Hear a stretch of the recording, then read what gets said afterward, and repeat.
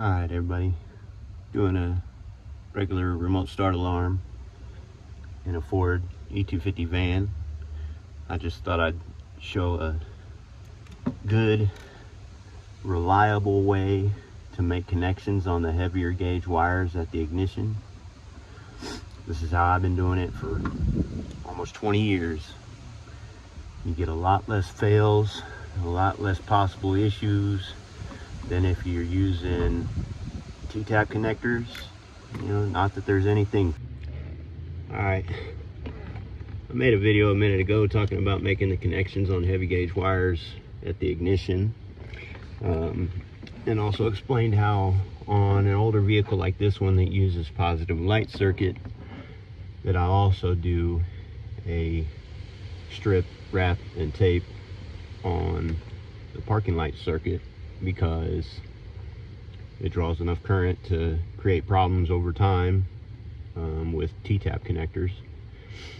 Also, on this particular system, there's a my other video got cut off for some reason, but I was saying that on this particular system, it has a power input to determine what the output is for the parking light circuit. So if you hook this to a ground, this is going to be a ground.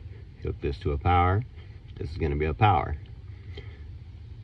Now, another thing I like to do is I like to connect this power to the power at the parking light switch, so that any failure with the parking light system from the remote start can be diagnosed.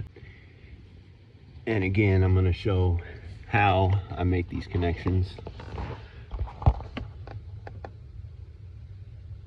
I strip the sheathing back of the factory wire, create a little hole in the middle with my razor knife. Then I slip this wire through, I'll wrap it around, and then I'll tape it up. Also, on this smaller wires, I will pre-twist my aftermarket wire before slipping it through the hole. It just makes it easier, so you don't have.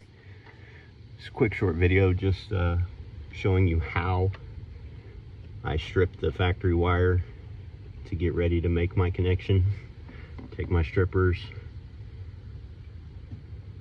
I just lightly cut through the sheathing, not cutting the wire itself, in two places, about a ½ inch apart, maybe a little less, 3/8 of an inch, something like that.